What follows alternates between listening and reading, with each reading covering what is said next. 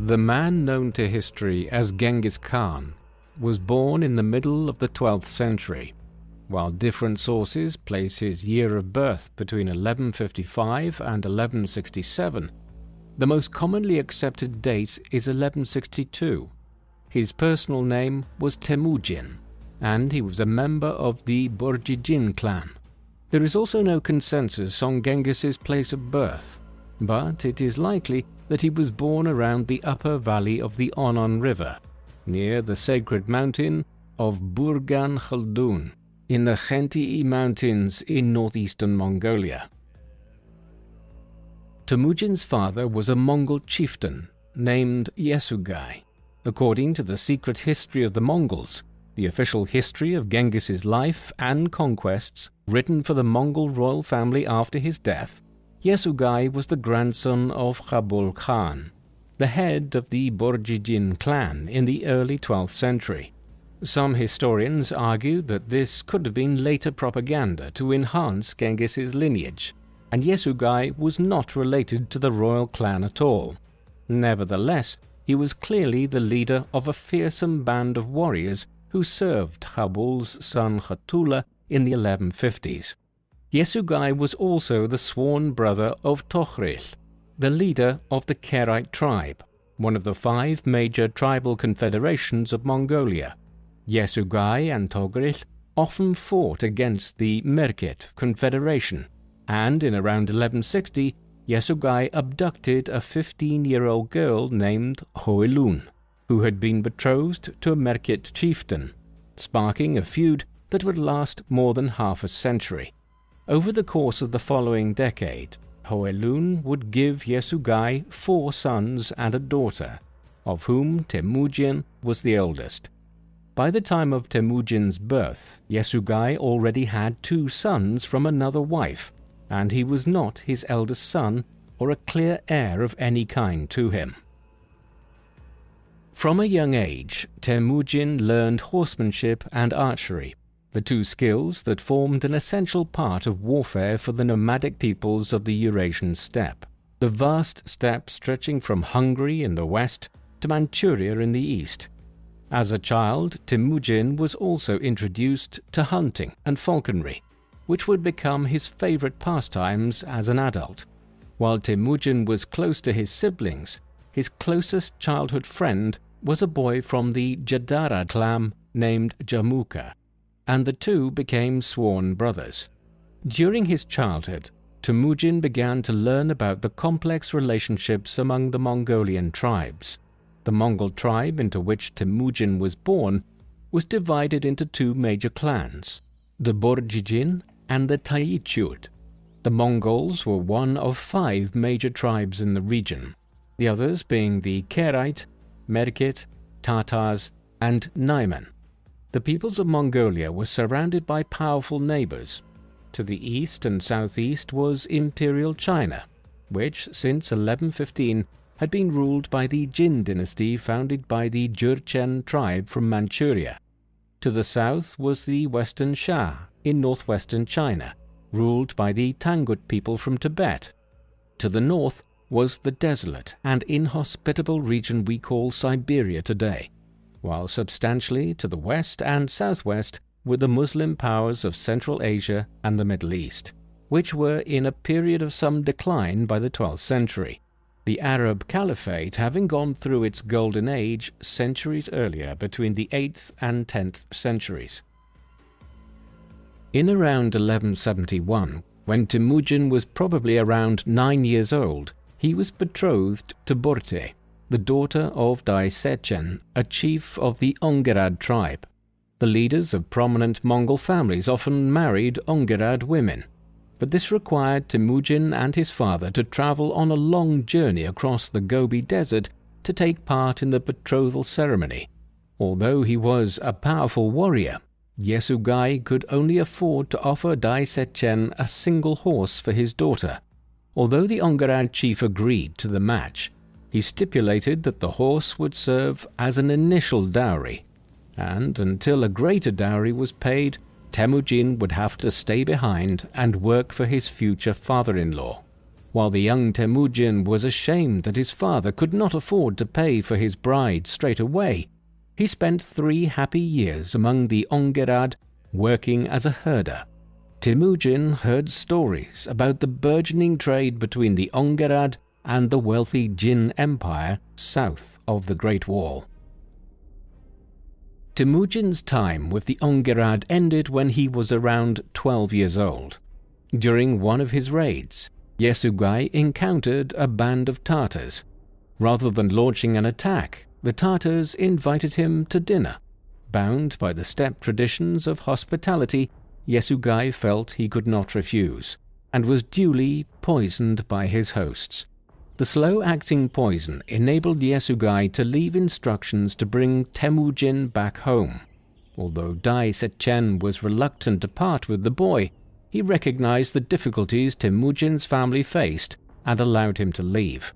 By the time Temujin returned home, his mother, Hoelun, had tried and failed to assume her late husband's leadership position in the name of her teenage sons, and the Tayuchud claimed leadership among the Mongols once again. As Hoelun's followers deserted her one by one, she and her sons were reduced to destitution and forced to hunt and fish to survive. Temujin and his brother Kasar proved the most effective at catching the prey, but their elder brothers Bekter and Belkutai began to lay claim to their food. On one occasion, Bekter stole a large fish that Temujin and Kasar had caught and proceeded to cook and eat it. The younger half-brothers responded by ambushing Bekter while Belkutai was away and showering him with arrows. While Belkutai did not seek to avenge his brother's death, Hoelun was incensed and warned her sons that the family could not hope to confront their real enemies by fighting and killing each other. Hoelun's fears proved justified, as the Taichu leader Targutai used Bekter's murder as the pretext to capture Temujin. The boy escaped into the woods and survived for 6 days before hunger eventually forced him to escape, during which effort he was captured and taken into Taichud captivity. Although he was forced to wear a device that restricted his movements, he managed to overcome his guard and was rescued by a sympathizer to the Borjigin cause. By the time he returned to his family, the 14-year-old Temujin found them without anything to their name apart from 9 horses. A once proud family had fallen quickly. When the Tayuchud then raided their camp and took 8 of the horses, Temujin took the remaining steed and relentlessly pursued the enemy. On his way, he encountered a young warrior named Bo Orchu, who immediately became his friend and companion and joined the pursuit of the Taichud. After recovering the horses in a daring night raid, they were struggling to get away from the Taichud riders when Temujin noticed that the leader of the pursuit had ridden far ahead of the rest of his men.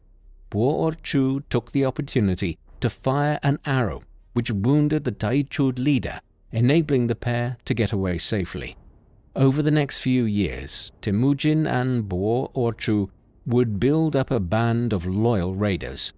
During this period, another gifted warrior named Borokul joined Temujin and became a close companion.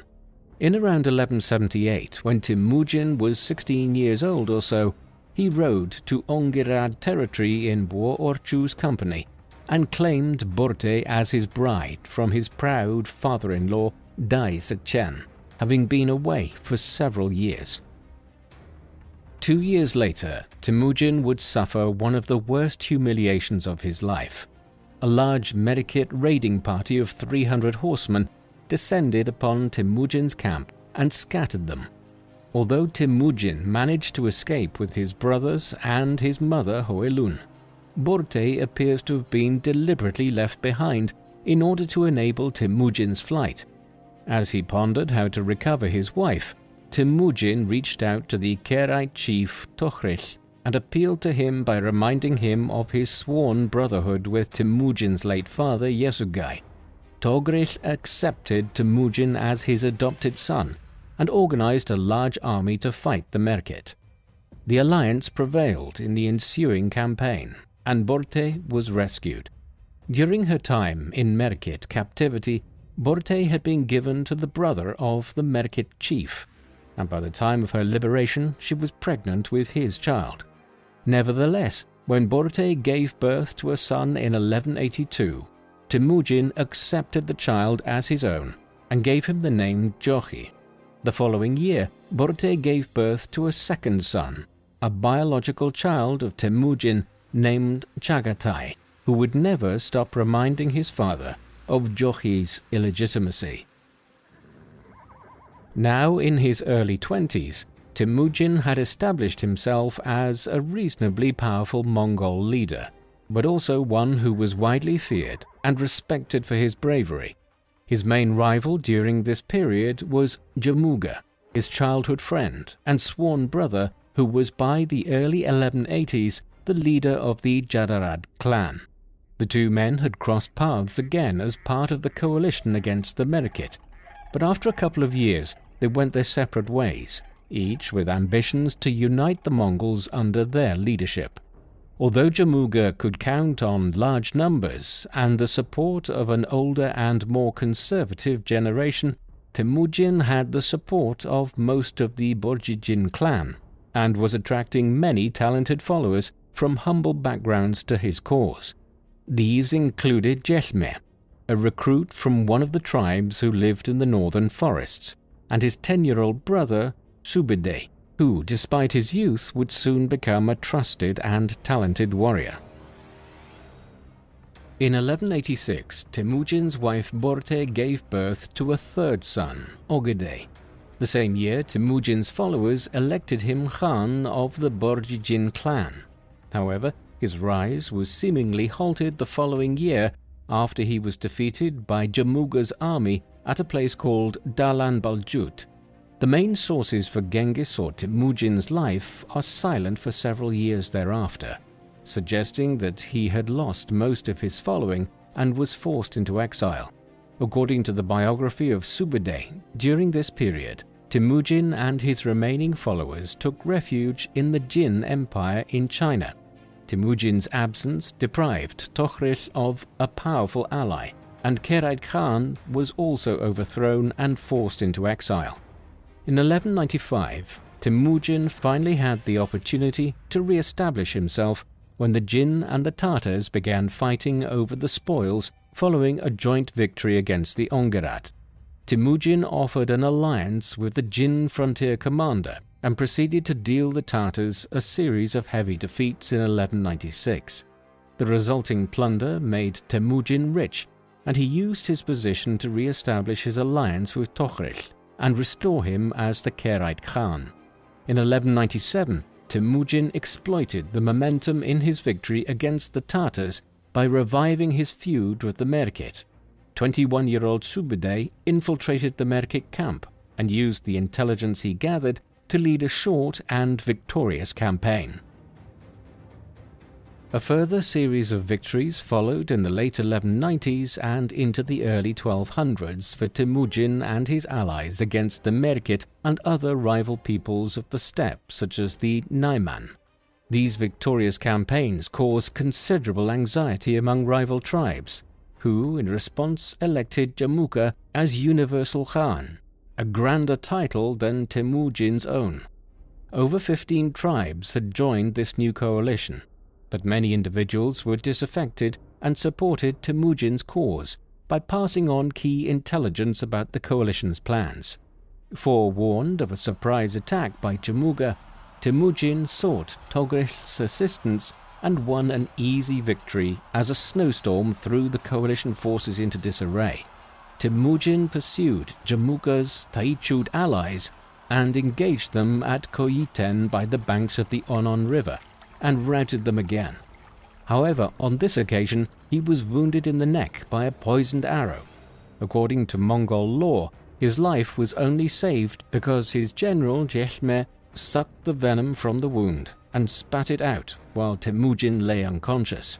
As the prisoners of war were rounded up, the man who had been responsible for the near-fatal wound was brought in front of the Khan. Rather than executing him, Temujin praised him for his marksmanship and recruited him as an officer. He soon acquired the nickname Jebe, or the Arrow, and would go on to become one of the Khan's greatest commanders. Jemuga's defeat led to the temporary fragmentation of his coalition, yet by 1202 he had formed a new alliance with the Naiman and a number of defectors from Temujin's forces, including several disaffected uncles and his brother Khasar. Jemuga then launched a concerted attack on Temujin, but the Borjigin Khan proved equal to the situation, maneuvering his forces skillfully and switching between guerrilla tactics and field battles. In the winter, after a formal ceremony confirming him as heir to Toghrish's Khairite Khanate, Temujin and his adopted father defeated the Naiman. In an effort to consolidate his alliance with Toghrich, he proposed that his son Jochi marry Toghrish's daughter. The proposal infuriated Toghrish's disinherited son Ilka, who defected to Jemuga after his father refused to break ties with Temujin. With Ilka at his side, Jemuga rode to Toghrish's camp and forced him to join the anti-Temujin coalition. In 1203, Temujin was defeated by a Khairite army commanded by his adoptive father, but escaped with around half his force when Jemuga called off the pursuit. His old companion, War Orchu, and his son, Ogede, were initially unaccounted for and returned to camp with heavy wounds. While an angry Temujin sent a series of letters to his former supporters accusing them of betraying him, he began to build a new coalition. From his new base near the Baljuna convent, Temujin and his senior commanders swore an oath to fight to the bitter end. Meanwhile, the members of the coalition lost faith in Toghrish's leadership, and Temujin's brother Khasar returned to his side. In the autumn, Temujin went on the offensive against Toghrich and defeated the Khairite army after a hard-fought battle that lasted 3 days, until Temujin's general Mukhali broke through to the enemy's camp. While escaping from the battlefield, Toghrich was killed by some Naiman bandits. Temujin then assumed the leadership of the Khairite and announced the unification of the Mongol and Khairite nations, and welcomed several of Toghrish's lieutenants into his ranks. Temujin's latest success led to the formation of another coalition between Jemuga and the Naiman. As part of his preparations for this final confrontation, Temujin began to reorganize his army into units of tens, hundreds, and thousands, following the example of the Jin Chinese Empire. He also formed an elite bodyguard and began to set up administrative structures to govern the recently pacified tribes. He soon developed a formula which promised autonomy to peoples who agreed to submit without a fight, while threatening dreadful consequences for those who chose to resist, a method of psychological warfare which would be used consistently by the Mongols in their conquests over the next century. In 1204, Temujin convened a Kurultai, or Grand Council, to plan the upcoming campaign against the Naiman. The Khan was persuaded to launch his campaign early on the 17th of May 1204. By the end of June, the Mongols reached Naiman territory and the first clashes took place. Although his army was far smaller than the enemy's, Temujin ordered his men to light 5 fires per person at night to give the impression of superior numbers. The Naiman commander, Taiyang Khan, was deceived by this ruse and proposed retreating to friendlier terrain in the Altai Mountains. However, his subordinates compelled him to pursue an active strategy. Over the next few months, both armies danced around each other until Taiyang prepared to do battle at Chakirmot, at the foot of Mount Nachu. As Temujin and his leading generals spearheaded the attack, Jemuga suddenly led his men away from the field, depriving Taiyang of his numerical superiority. Despite this, the Naiman army resisted bravely, but Temujin's initial charge caught them off guard, and the Mongols gradually surrounded their valiant enemies as they retreated up the slopes of Mount Nachu. Temujin was astonished to see the enemy storm down the hill in a last-gasp charge, and offered the Naiman honorable terms of surrender, but they preferred to fight to the last man. Taiyang was taken prisoner and died of the wounds sustained during the battle not long afterwards. Most of his allies submitted to Temujin.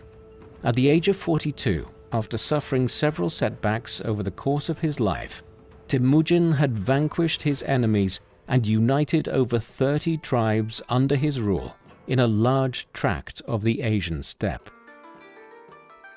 Temujin's victory at Chakirmot seemed decisive, but the mysterious Jamuga was still unaccounted for.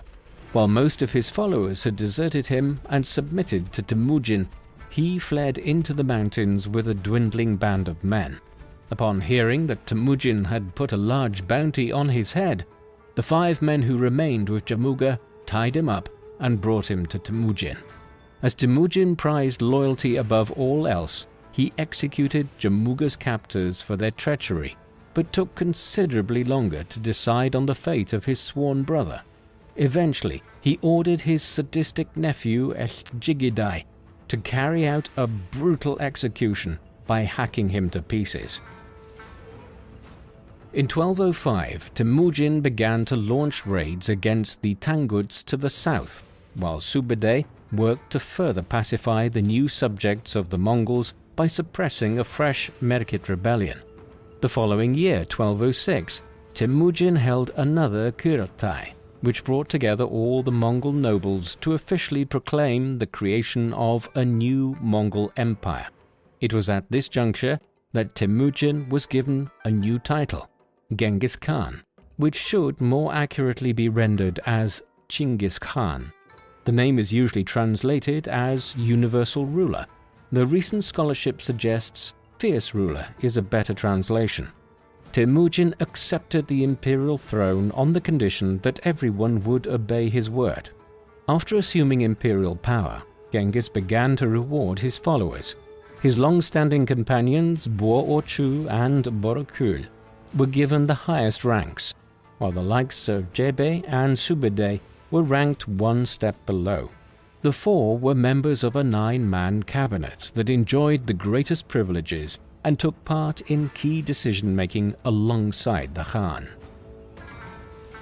While Genghis had united the tribes of Mongolia through conquest, he faced a monumental task in eliminating various tribal and clan loyalties to forge a single Mongol nation.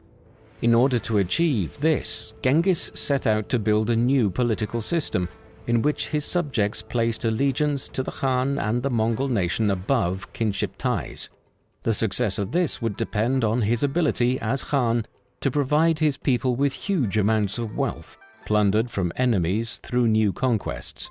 This incentive system demanded frequent campaigns outside the new empire's borders, and Genghis consequently continued the military reorganization that he had started in the latter stages of his unification campaigns.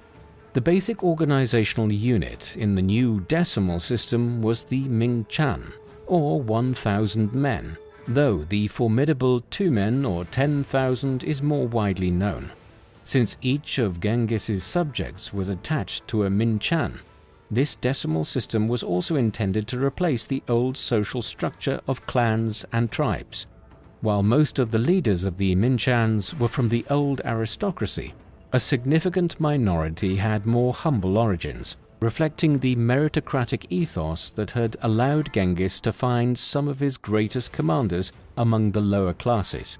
To cap it all off, Genghis strengthened his bodyguard, or keshig, to over 10,000 men, who were recruited from the sons of powerful men to ensure their good behavior. Genghis gave his 4 sons senior responsibilities. Jokhi was master of the hunt. Chagatai was responsible for enforcing the new law code. Ogidei served as head of the nascent civil bureaucracy, and the youngest, Tolui, was named commander-in-chief. Despite this, Genghis's sons complained that they lacked military authority, and apart from Tolui, their military authority only extended to their own Minchans. This prompted Genghis to set up a new division of empire to placate his sons in 1209. 45,000 men were divided amongst Genghis's family members, and the 4 sons were each given their own fiefs with the potential of further expansion. While Genghis stipulated that these realms would be subject to control by the central government, the imperial princes often ignored the officials appointed by their father to monitor their activities, and their domains would eventually form the basis of increasingly independent states under their descendants. As part of his state-building program, Genghis introduced a new law code known as the Great Yasa. While large parts of the Yasa codified the traditional customs of the steppe peoples, it was also an attempt to establish a common set of laws for the new Mongol nation. Part of the code took the form of military regulations concerning the mobilization of armies, the duties of officers, and the punishment they would suffer if they failed to carry out those duties. With regard to taxation, Genghis gave generous exemptions to religious leaders and foreign merchants. While the Khan maintained his traditional pagan beliefs, his policy of religious toleration would eventually allow him and his successors to rule over a vast empire of Buddhists, Muslims, Nestorian Christians, and Confucians right across Asia. He maintained good relations with the Muslim merchants who operated along the Silk Road to the west and sought Mongol assistance to access the Chinese markets to the east. There were also harsh elements to this. For instance, the Yasa mandated the death penalty for a wide range of crimes, including lying, contaminating running water, and the failure to share food with strangers, though wealthy criminals could often escape capital punishment by paying large fines. The Yasa only applied to Mongols, and there was little consideration for the fate of foreigners. Accordingly, the Mongols habitually captured foreign women on campaign and took them as concubines. Genghis and his sons had the first pick of the female captives, and he would go on to have 23 official wives and a harem of over 500 women. Some geneticists and historians have speculated that as many as 16 million people today may be descended from Genghis Khan. Over the course of the 3 years between 1206 and 1209, Genghis continued to make changes to his new military organization, and parts of the keshik or bodyguard were assigned specialist duties such as intelligence gathering, surveying and map-making, and organizing the supplies for the army. In peacetime, the annual hunt organized by Jochi served as the main form of training for Genghis's armies. As in a military campaign, the two men would work together and surround the animals across a large area before gradually closing in for the kill. Anyone who allowed an animal to escape the net or killed an animal before the Khan's arrival was subject to severe penalties. Once everything was ready, Genghis and his inner circle would descend upon the encircled animals before allowing the officers and their men to complete the slaughter. The exercise not only enabled the Mongol armies to practice their maneuvers and communication methods, but also provided a vast quantity of food to feed the men. The Mongol cavalryman's primary weapon was the bow and arrow, and each man would carry a short-range and long-range bow. Each horse archer was equipped with 60 arrows in total, divided into short-range and long-range projectiles, though the most ferocious was the relatively small composite bow, which required great upper body strength to use effectively, but which landed arrows with devastating speed and power. Most notably, it could be fired from horseback while riding by a skilled cavalry archer. It was this weapon which would enable the enormous conquests which were to follow.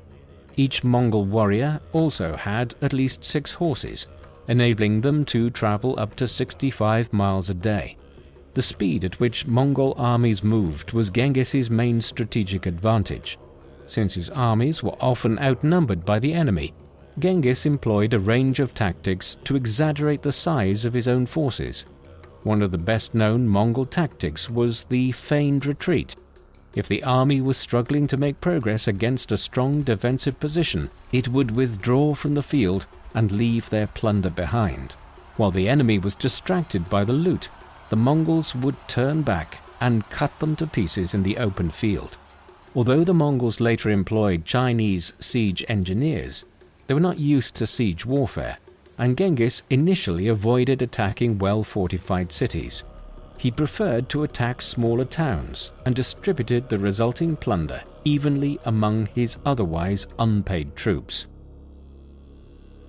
After his elevation as Khan, Genghis rarely took personal command of military campaigns, preferring to send his sons and senior generals instead. In 1207, Jochi led a successful campaign against the Turkic forest peoples in southern Siberia, who included the Buryat, Kyrgyz, and Oirat. In 1208, Subutai won a crushing victory against the ever-rebellious Merket, though he was criticized by Genghis for allowing some to escape further north. In 1209, Genghis secured the submission of the Uyghur Kingdom in East Turkestan, now the Chinese autonomous region of Xinjiang. The Uyghurs had once ruled a mighty empire that included much of Mongolia, but by the beginning of the 13th century, they had submitted to the Kara Kitai, whose empire extended from modern-day Kazakhstan into northwest China. Genghis subsequently recruited many Uyghurs into the Mongol imperial administration and adopted the Uyghur script for the first official Mongol written texts. With the conquest of the forest peoples and the submission of the Uyghurs, Genghis laid much of the groundwork for an invasion of China. Since the collapse of the Tang dynasty in 907 AD, China had been divided between a number of competing dynasties. At the beginning of the 13th century, there were 4 such states: the Jurchen Jin Empire in the northeast, the Tangut Western Shah in the north, Karakitai in the northwest, and the Sung dynasty south of the Yangtze River. Although the Sung was the only one of these states ruled by the Han Chinese majority, the rulers of all 4 states adhered to Chinese customs and administrative practices. The Mongolians would benefit substantially from the divided state of China at this time. Genghis came to see the Tangut Empire both as a source of plunder for his restless armies and a testing ground for their ability to fight the more powerful Jin. After the initial raid in 1205, Genghis launched a larger campaign in 1207, which forced the Tangut to agree to pay an annual tribute. When the payment was suspended in 1209, Genghis organized a large invasion force and embarked on a punitive expedition. Eventually, the desperate Tangut decided on a formal submission to Genghis Khan and promised to supply troops for future campaigns. By 1211, with his rear secure, the 49-year-old Genghis Khan was ready to turn his attention to the Jin Empire. While this was motivated in part by the desire to avenge frequent Jin raids into Mongol territory, and the relentless logic of perennial conquest to feed and pay his troops, the invasion of northern China had been a long-held ambition. The Jin had conquered northern China from the Khitan Liao dynasty at the beginning of the 12th century and proceeded to drive the Sung emperors south of the Yangtze River. While a peace treaty was signed between the Jin and Sung in 1142, relations between the 2 Chinese powers remained uneasy, and the peace was interrupted by occasional conflict. At the beginning of the 13th century, the Sung embarked on an effort to reclaim territories north of the Yangtze River.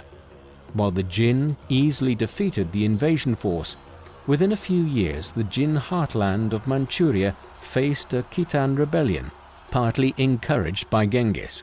Having been preoccupied with its wars against the Sung dynasty, the Jin left its northern frontier relatively undefended. As the Jin planned to strengthen its northern defenses by building a new wall, Genghis decided that it was time to strike. In early 1211, Genghis called a Kurultai, or Grand Council, in which he set out his plans to conquer northern China.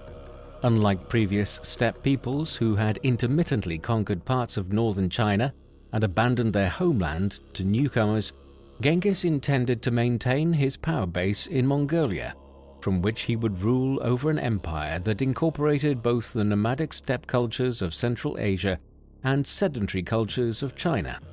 The invasion force of around 100,000 men began moving in March. Genghis divided his army into 3 columns. The eastward column was commanded by Jebe and Subide. The central one was led by the Khan personally, alongside Tolui and Mukhali, while the western column was commanded by Genghis's 3 other sons. While Genghis's eldest sons faced no opposition after crossing the Gobi Desert, the other 2 columns raided the area north of Jin in an attempt to draw the enemy out to battle. When the Jin armies refused to take the bait, Genghis decided to march his forces south. In response, the Jin formed 2 armies, one to face the advancing Mongols in a frontal attack, and the other to strike against Genghis's right flank. Genghis ordered Jebe to march his men westwards behind his column and eliminate the threat to his flank, leaving the Jin with a single army.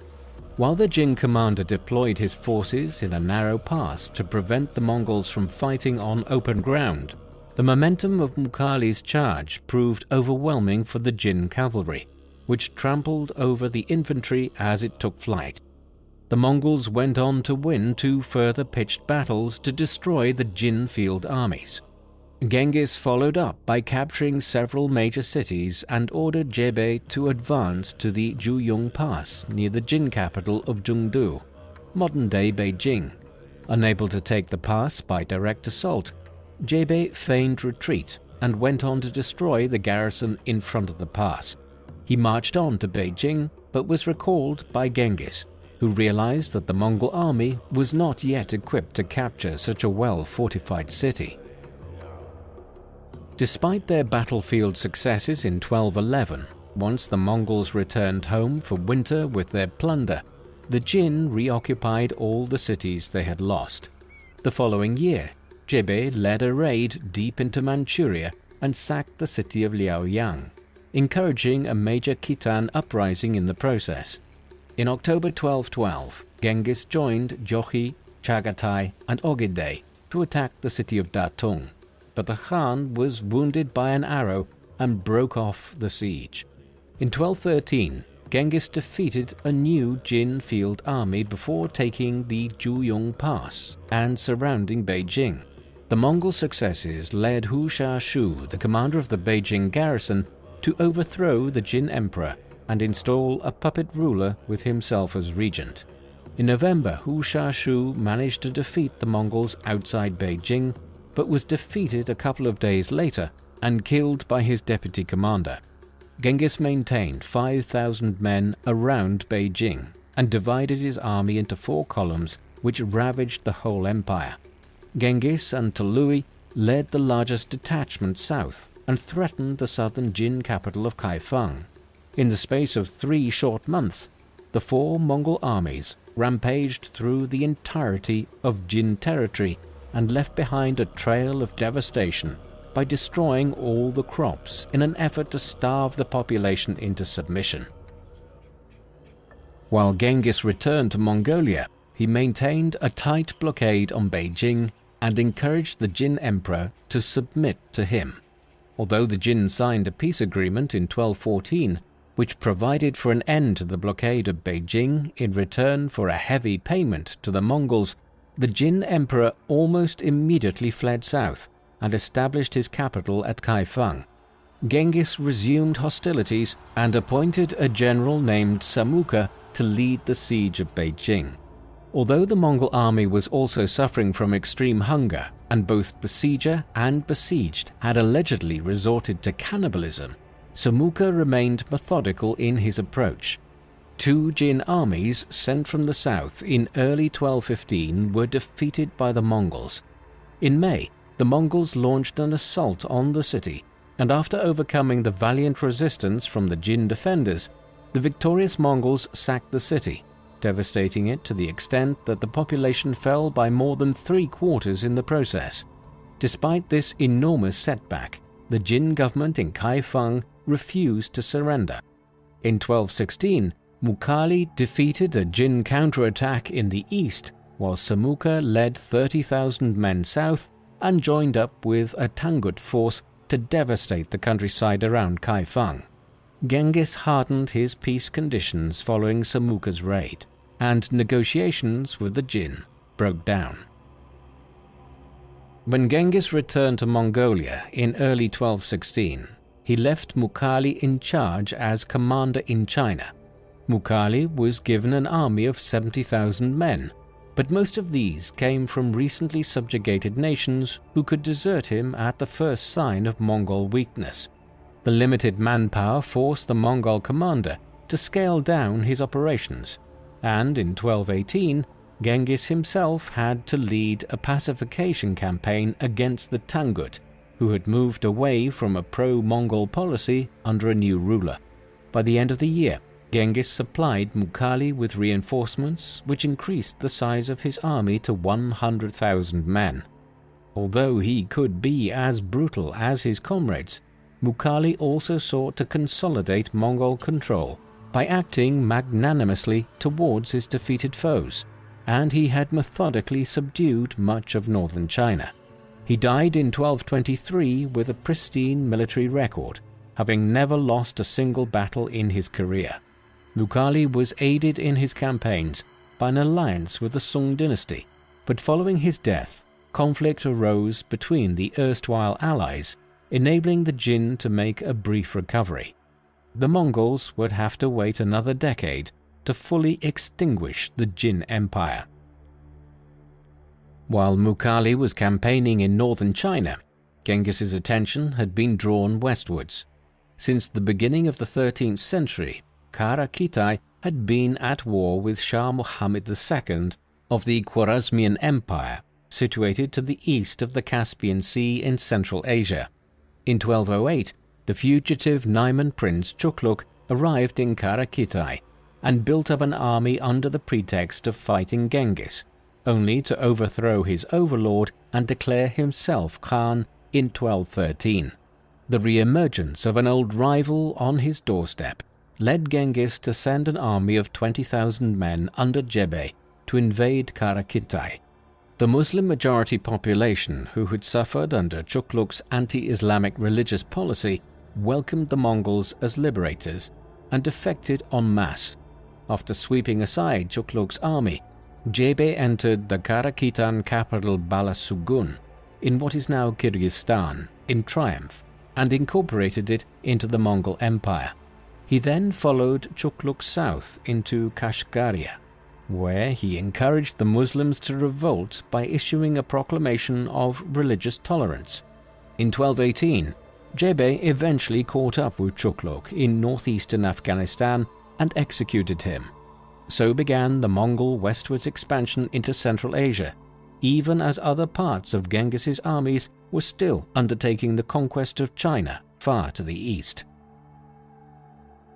While Jebe was pursuing Chukluk, Genghis sent another army north under Jochi and Subedai to pursue the remnants of the Merkit, who had allied with the Kuman or Kipchaks, a Turkic people who occupied a large expanse of the Eurasian steppe from the lower Danube in the west to the Irtysh River in the east. The Mongols had driven the Merkit Kuman army into Khwarezmian territory and defeated it in battle. Angered at the incursion, Shah Muhammad sent an army to meet the Mongols. Although considerably outnumbered, the Mongols managed to fight the Khwarezmians to a standstill before withdrawing. Upon hearing reports of the battle, Genghis was keen to maintain peaceful relations with Khwarezmia and to establish a mutually beneficial trading relationship, allowing him to turn his attention back to China. In early 1218, Genghis sent a large trade mission to Otrar in the north of the Shah's empire, a fort in the far east of Kazakhstan today. The local governor proceeded to massacre the entire contingent, claiming that they were spies. Genghis initially showed restraint and sent a team of 3 envoys led by a Muslim diplomat asking the Shah to hand over the local governor.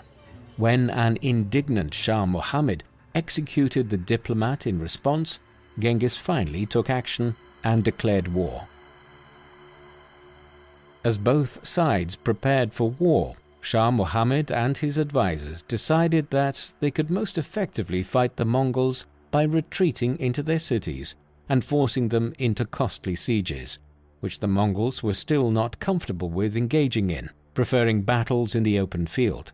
Meanwhile, Genghis received a steady stream of information about the Khwarezmian Empire through the network of Muslim merchants.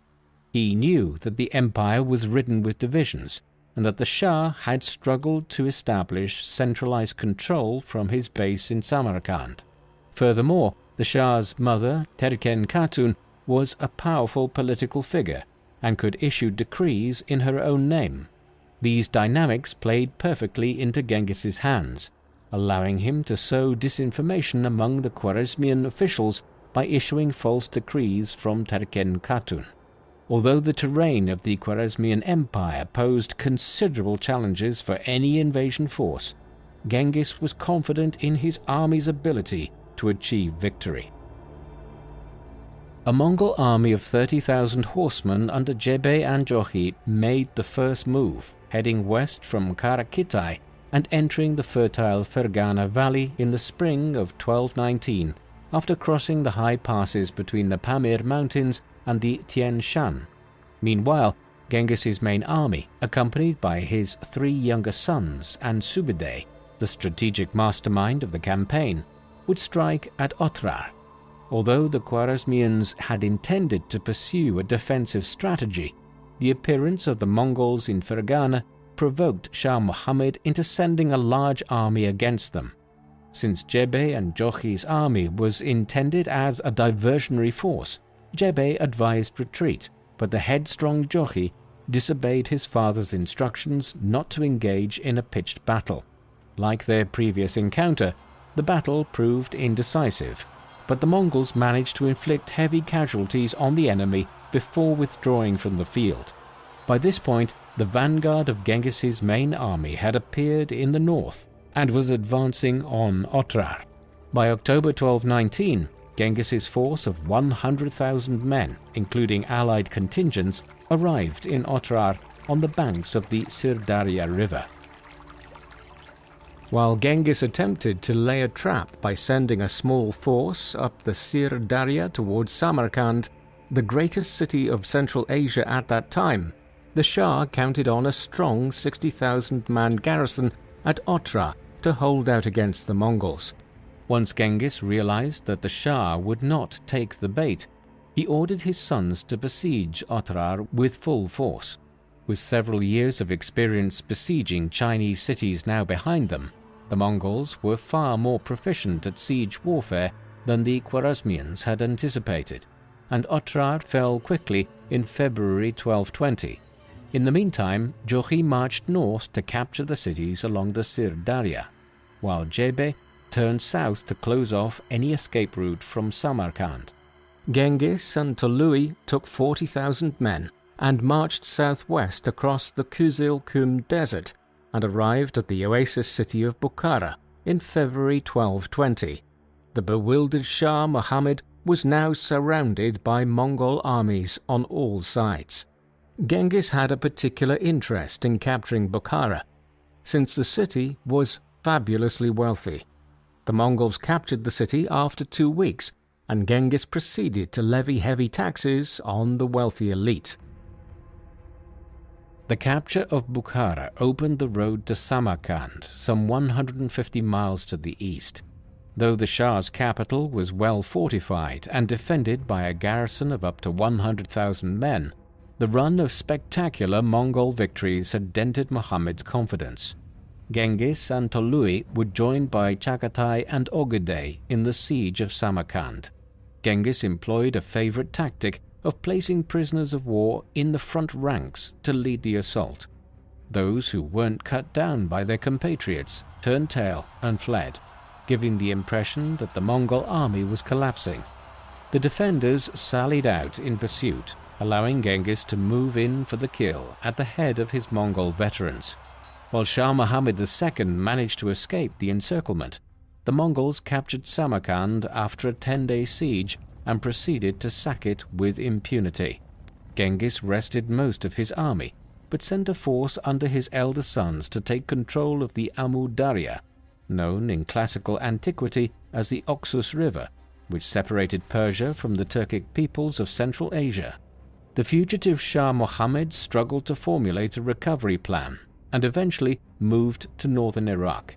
Jebe and Subedeh led 20,000 men and captured several cities in Persia and Iraq, and drove Muhammad out of his latest refuge. The defeated Shah retreated north and escaped to an island in the Caspian Sea, where he died of illness in January 1221. While the Shah was on the run, Genghis sent additional forces to invade the Khwarezm heartland. After taking the city of Khiva in December 1220, Jochi arrived at the walls of Gurganj. A relief column under the command of Shah Muhammad's son and successor marched east towards Gurganj, but failed to secure the support of rival factions and marched away. As Jochi continued the siege, an impatient Genghis decided to send a large force under Chagatai to reinforce him. The two brothers had always hated each other and soon began to feud, and it was only the intervention of Buor Orchu that prevented them from coming to blows. Genghis would respond to the familial infighting by demoting Jochi and Chagatai in the succession and nominating Ogedei as his senior heir. Ogedei brought another 20,000 men to reinforce his brothers and took command of the siege, taking the city in April 1221. After such a long siege, the Mongols carried out another notorious massacre, killing almost every single one of the city's inhabitants. The Mongols went on to treat the whole province of Khwarezm in similar fashion. The trail of Mongol destruction did not end there, as Genghis dispatched Tolui to invade the Khorasan region across the Amu Darya on the Iranian plateau. The merciless Mongol prince proceeded to sack the cities of Merv and Nishapur, both of which were major centers of Islamic learning and culture, and were among the wealthiest and most populous cities in the medieval world. According to some estimates, Tolui's campaign resulted in the loss of over 1 million lives. In the meantime, Genghis continued to campaign in Central Asia, around what is now Afghanistan, eventually pacifying the region in the course of late 1221 and early 1222. He also launched a probing attack into India, but decided that it was not worth his while to entangle himself in a new war with the powerful Indian sultans, an initiative which would overstretch his resources. Before returning home, he ordered Ogedei to pacify the Hindu Kush, while an ill-conceived revolt amongst the people of the province of Khorasan also had to be suppressed, and insurrections at Merv and Herat. Although a number of Khwarezmian mountain fortresses continued to resist, by 1223 the last remnants of the empire were extinguished, effectively leaving the Mongols in control of the vast majority of Central Asia, a region approximating to modern-day Iran, Afghanistan, parts of northern Pakistan, Kazakhstan, Uzbekistan, Turkmenistan, Kyrgyzstan, and Tajikistan. It had taken Genghis less than half a decade to do so. While Genghis and his sons were completing the conquest of the Khwarezmian Empire, Jebe and Subedeh were carrying out the greatest long-distance raid in history. Shortly after the death of Shah Muhammad in early 1221, Subedeh obtained permission from Genghis to lead a campaign directed at the Kuman heartland on the Russian steppe, stretching from north of the Caspian Sea all the way westwards to Ukraine. The Khan gave him a force of 20,000 cavalry with instructions to return within 3 years. After reducing several cities in northern Persia, they turned north towards the Caucasus. As they approached the city of Tabriz in what is now Iranian Azerbaijan, the city's governor meekly surrendered and agreed to pay an astronomical tribute. The Mongol victories prompted groups of Turkmen and Kurdish raiders to join them to share the spoils. These auxiliaries served as the vanguard for an invasion of the Kingdom of Georgia, with the Mongols following behind. After ordering the vanguard to lay waste to the countryside, Subutai enticed the Georgian army into battle and won a decisive victory. After returning to northern Persia to cover Tolui's northern flank as he laid waste to Khorasan, Jebe and Subutai returned to the Caucasus late in the year and defeated the Georgians once again. After crossing the Caucasus Mountains, the Mongols descended into the Eurasian steppe, which was dominated by the Cumans. When two large Cuman armies were defeated, they sought assistance from the Russian princes.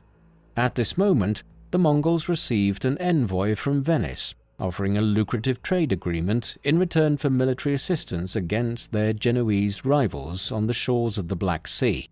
The Mongols accepted the offer and destroyed a Genoese trading colony here. Then, armed with Venetian intelligence about the principalities of Rus and their traditional antagonistic relationship with the Cumans, Jebe and Subutai and their men spurred on their steeds. Not long afterwards, the Mongols met a grand coalition of Russia, Kievan, and Cuman leaders and their men at the Battle of Kalka River in what is now Ukraine on the 31st of May 1223. It resulted in a major Mongol victory and the beginning of Mongol rule in southwestern Russia. It was also an astonishing statement of how successful Genghis's conquests had been that his forces were now winning victories on the edges of Europe. In its aftermath, Jebe and Subutai turned east and began the journey home. In the words of the Novgorod Chronicle, God knows whence he fetched them against us, or where they hid themselves.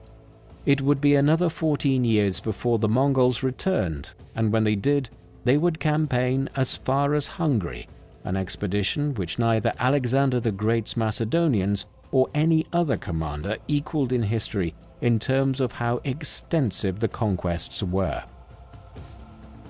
Jebe and Subutai eventually returned back to Central Asia by 1224, where Jebe died shortly afterwards. Around that time, Genghis began the homeward journey to Mongolia, arriving back on the steppe in February 1225. During the Khwarezmian campaign, Genghis had learned that his unreliable Tangut allies had become traitors and joined with the Chinese against the Mongols. Determined to settle scores with the Tangut, Genghis personally led a new campaign accompanied by Ogedei, Tolui, and Subutai. Although the Mongols were held up by lengthy sieges, by the middle of 1226, Subutai had conquered the Gansu corridor north of Tibet. As the Mongol neck closed around the Shah capital of Zhongxing later in the year, Genghis defeated a relief force in spectacular fashion by riding over the frozen Yellow River floodplain. He left the siege of Zhongxing to his subordinates and joined Subutai in raiding Jin territory. By the time the Shah agreed to surrender in July 1227, the Great Khan was close to death. Shortly before embarking on his final campaign, he had fallen from his horse and his health had never recovered. During the campaign, he convened a great Kurultai to formally proclaim Ogedei as his successor as Great Khan, while stipulating that Ogedei's successors would be chosen by a Kurultai. Genghis Khan died on the 25th of August 1227 at roughly 65 years of age. According to the secret history, his body was taken back to Mongolia and entombed in his homeland. But some historians theorize that he was actually buried in the Ordos desert, as his body would have decomposed rapidly in the summer heat. The location of Genghis's tomb remains one of history's great mysteries, and the tale that anyone with knowledge of the site was put to death is probably true. Genghis's death did not bring the Mongol conquests which he had initiated to an end. Under Ogedei's rule, fresh invasions were launched into Persia and new attacks were launched against the Arab Caliphate in what is now Iraq, beginning a war in the Middle East that would last several decades, eventually culminating in the siege and capture of Baghdad, the capital of Islam since the middle of the 8th century, in 1258. The Mongol Empire would eventually extend nearly to the Mediterranean Sea here before the expansion ended. To the east, Ogedei also launched the first invasion of the Korean peninsula. After the short reign of Güyük Khan in the mid-1240s, Mongol Khan, a grandson of Genghis, succeeded as the fourth Khan. His reign was one of consolidation, as the administration of the vast Mongol Empire was improved and largely conquered territories were brought fully under Mongol rule, particularly in the Middle East. Thereafter, the empire fragmented into several khanates, owing to succession disputes. These included the Golden Horde or Jochid Khanate in Russia, the Yuan dynasty in China, the Chagatid Khanate in Central Asia, and the Il Khanate in the Middle East. The greatest of the later Mongol rulers was Kublai Khan, who ruled between 1260 and 1294, and was a grandson of Genghis. He completed the conquest of China, and even attempted to launch invasions of Japan, though these were unsuccessful. It was to Kublai's court that the Italian explorer and merchant Marco Polo arrived in the late 13th century, leaving behind a Western account of the splendor and grandeur of the court of this Mongolian ruler. It was a long way from the desperate straits Genghis had found himself in as a young man on the Asian steppe a century earlier. Genghis Khan leaves behind a legacy as one of the greatest conquerors in world history. After emerging from relative obscurity to take control of the Borjigin clan, Genghis had to fight bitter campaigns to eliminate his rivals and unite the tribes of Mongolia into a single state. He went on to conquer much of northern China before turning his hordes west and vanquishing Kura-Kitai and the Khwarezmian Empire in Central Asia. His successes were achieved because of three factors. Firstly, he managed to unite the traditionally divided tribes of the Asian steppe into a formidable army. Secondly, he took advantage of the military machine that Mongolian cavalry archers riding swiftly on horseback across Asia constituted, and was a formidable general himself, one who showed his adaptability by adopting Chinese siege engines into his armies with relative speed. But thirdly and finally, Genghis was also somewhat lucky. When he began his conquests, Imperial China was in a weakened and divided state, while to the west, the great Muslim powers of the Middle East and Central Asia had declined considerably since the glory days of the Arab Caliphate centuries earlier. Genghis's accomplishment was that he managed to exploit these highly advantageous circumstances. His sons and his descendants would build on their father's conquests to create the largest contiguous empire in human history. What do you think of Genghis Khan? Was he a great conqueror and pragmatic political leader who was adept enough to build an empire that encompassed dozens of nations and multiple religions? Or was he a cruel and manipulative despot who ruled with an iron fist and allowed his armies to commit unimaginable atrocities on the thinnest of pretexts? Please let us know in the comment section, and in the meantime, thank you very much for watching.